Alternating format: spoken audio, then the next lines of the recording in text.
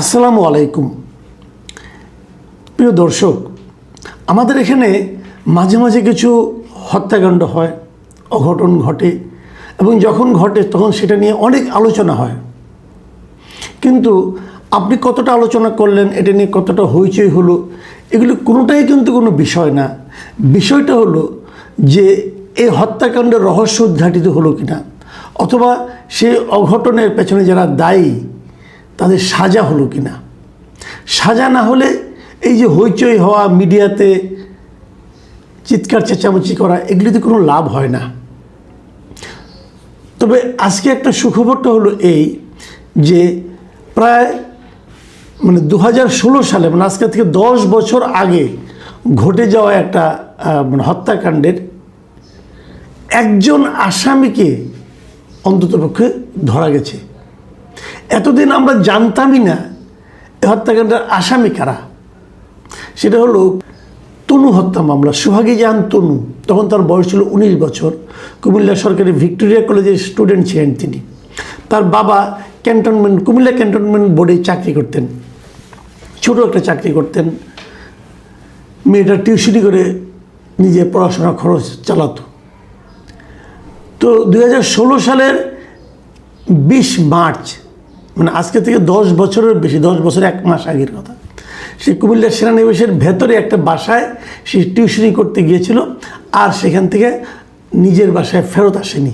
তারপরে অনেক খোঁজাখুঁজি করার পর এই সেনানিবাসেরই পাওয়ার হাউসের কাছে একটা ঝোপের মধ্যে তার লাশ পাওয়া যায়। এটা নিয়ে তার বাবা ইয়ার হোসেন মামলা করে কুমিল্লা মডেল থানায়, কিন্তু কোনো কাজ হয় না, কাউকে ধরাও হয় না। তারপরে তার কয়েকদিন পরে, ওই 16 সালের এপ্রিলে এবং পরে 12 জুন 2 দফা তনুর ময়নাতদন্ত করা হয়। একবার লাশ কবর থেকে উঠিয়ে ময়নাতদন্ত করা হয়, কিন্তু কুমিল্লা মেডিকেল কলেজের ফরেন্সিক বিভাগ তখন তারা জানায় যে তারা তনুর মৃত্যুর কোনো কারণ খুঁজে পায়নি। এই ছিল ঘটনা, এবং এটা নিয়ে অনেক আলোচনা হয়েছিল। বোঝাই গিয়েছিল যে ফরেন্সিক ডিপার্টমেন্ট কোনো কারণই খুঁজে পেল না। নানাভাবে প্রভাব বিস্তার করে এই মামলাটাকে অনেকটা ধামাচাপা দেওয়ার মতো অবস্থায় কিন্তু ফেলে দেওয়া হয়েছিল। তারপরে এই মামলাটা প্রথমে সিআইডির কাছে যায়, তারপরে পিআইবির কাছে যায়।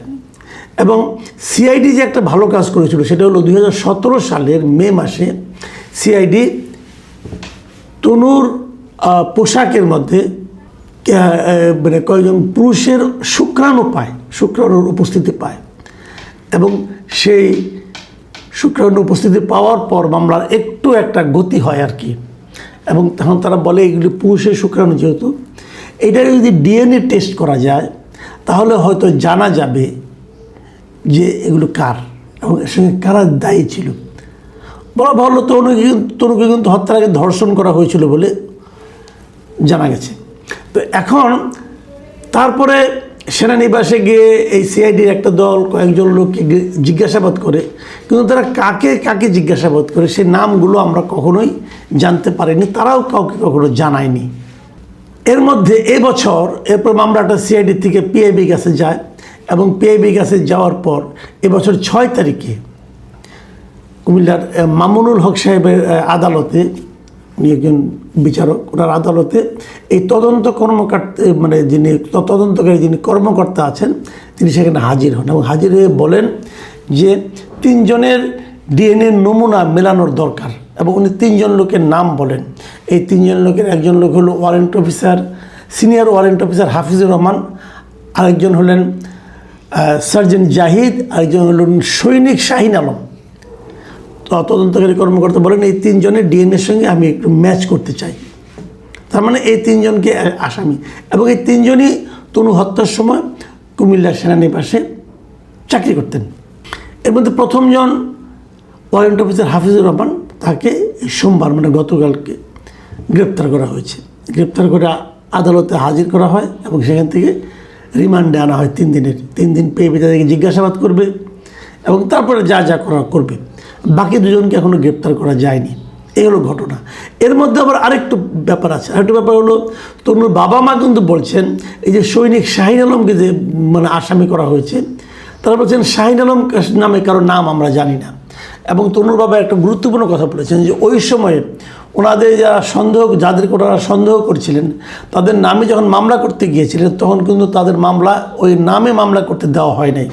বলা হয়েছে যে অজ্ঞাতনামা ব্যক্তি নামে মামলা করো, এবং তার অজ্ঞাতনামা ব্যক্তি নামে মামলা করেছে। মানে আপনি প্রভাবটা একবার চিন্তা করে দেখেন যে আমাদের এখানে একটা ব্যাপার হয়েছে কি, যে কোনো হত্যাকাণ্ড যদি ঘটে যায়, যদি তার সঙ্গে কোনো প্রভাবশালী ব্যক্তি জড়িত থাকে, সাধারণত তার কিছু হয় না। আমরা এরকম আরও অনেক কিছু কিন্তু দেখেছি। আমাদের রাজধানীতেও একটা ঘটনা ঘটেছিল, ধর্ষণ মানে হত্যার প্ররোচনা, অনেক মানে বড় লোকের ছেলের নাম এসেছিল, বসুন্ধরার ছেলের নাম এসেছিল, বসুন্ধরার মালিকের ছেলের নাম এসেছিল, কিন্তু কিছু হয়নি। কিন্তু এগুলো কিছু পাওয়া যায় না। টাকা অনেক সময় অনেক জোরে জোরে কথা বলে অথবা অনেক কথাকে থামিয়ে দেয়। যা হোক, টাকা, ক্ষমতা, অনেক কিছু। এই তনুর 10 বছর হত্যাকাণ্ডের 10 বছর পরে হলেও একজন আসামিকে যে গ্রেপ্তার করা গেছে এবং আর 2 জনের নাম জানা গেছে, হয়তো আরও 2 জনের নাম এখান থেকে বেরিয়ে আসতে পারে। যে আসামিদের নাম যেভাবে ভাবছেন তনুর পিতামাতারা, তাদের যে সন্দেহ, সেই সন্দেহগুলিকে যদি মানে গোচরে নেওয়া হয়, আমলে নেওয়া হয়, তাহলে হয়তো আরও 2 একজনের নাম বেরিয়ে আসবে। তারপর তদন্ত, টেস্ট, ডিএনএ টেস্ট এগুলো করলে হয়তো প্রকৃত আসামিটা ধরা পড়া যেতে পারে। কিন্তু যে কথাটা বলার জন্য আমি আজকে এই অবতারণাটা করেছি, সেটা হলো এটা কিন্তু একটু সুখবর যে তাও তো মানে আসামিদের নাম জানা যাচ্ছে, ধরা যাচ্ছে এবং টেস্টের মধ্যে একটা প্রক্রিয়ার মধ্যে আছে বলে আমরা বুঝতে পারছি। কিন্তু এরকম ঘটনা কিন্তু আরও আছে। আমি আরেকটা ঘটনার কথা আপনাদেরকে বলি। এটা তো 2016 সালে, 2013 সালে একটা ঘটনা। 2013 সালে, ওটাও মার্চ মাসেরই ঘটনা ছিল। 2013 সালের মার্চ মাসে নারায়ণগঞ্জে একটা স্কুল স্টুডেন্ট ছিল তানভীর মোহাম্মদ তকি, তাকেও কিন্তু অপহরণ করে হত্যা করা হয়েছিল। আজকে 13 বছর হয়ে গেছে, এখনও সেই মামলার তদন্ত চলছে, কিন্তু কোনো অভিযোগপত্র দাখিল করা হয়নি, মানে চার্জশিটই দাখিল করা হয়নি। র্যাব একটা তদন্ত করেছিল, সেই তদন্তে আজমেরি, ওই যে শামীম ওসমানের ভাইয়ের ছেলে আজমেরি ওসমান, তার নাম পাওয়া গিয়ে তাকে সন্দেহ করেছিল, কিন্তু আর কিছু হয়নি। মামলাটা ঝুলে আছে। কেন এই মামলা এত বছর ধরে ঝুলে আছে? তখন না হয় আওয়ামী লীগ সরকার ছিল, আওয়ামী লীগ সরকারের পাওয়ারফুল লোক ছিল আজমেরি ওসমান, শামীম ওসমান, তারা ছিল পাওয়ারফুল লোক, এই জন্য হয়তো কিছু হয়নি। কিন্তু এখন তারা আওয়ামী লীগ সরকার নেই, এখন কে বাধা দেবে? মামলাটা তদন্তটা হোক, তদন্তটা, অভিযোগপত্র, চার্জশিটটা দাখিল করুক, বিচারটা শুরু হোক, তারপরে বিচার কত বছর চলবে কে জানে। কিন্তু তকির বাবা মা কিন্তু এখনও তাদের বিচার পায়নি, সন্তান হত্যার বিচার পায়নি। এটা গেল 2013 সালের ঘটনা। আরেকটা ঘটনা বলি, তারও আগের বছরের ঘটনা, 2012 সালের 11 ফেব্রুয়ারি। দেখুন, তকি হত্যার তদন্ত হয়েছে, চার্জশিটটা হয়নি।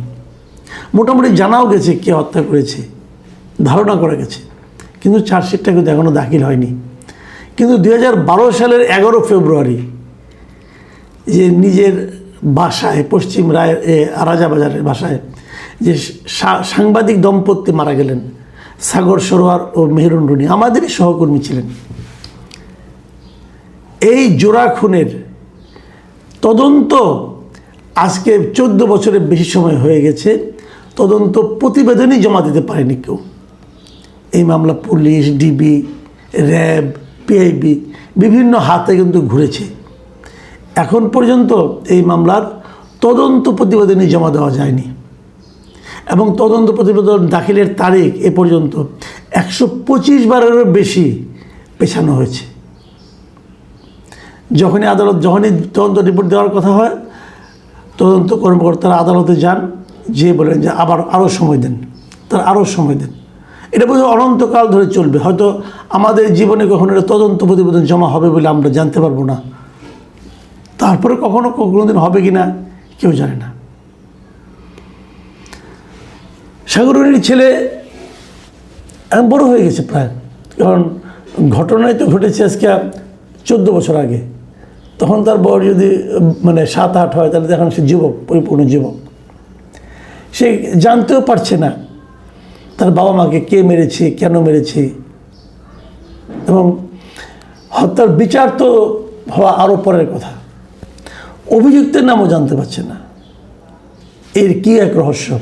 এবং বলা হয়ে থাকে, সেটা আমি যতটুকু আমি কয়েকজন পুলিশ কর্মকর্তার সঙ্গে কথা বলেছি, তারা যেটা বলেছেন যে এটা কখনোই আর হবে কিনা সন্দেহ। আমি বললাম কেন, তো বলে যে ওরা ইন্টেনশনালি আলামতগুলি নষ্ট করে ফেলেছে। শুরুর দিকে যাদেরকে দায়িত্ব দেওয়া হয়েছিল তারা এর আলামতগুলিও নষ্ট করে ফেলেছে।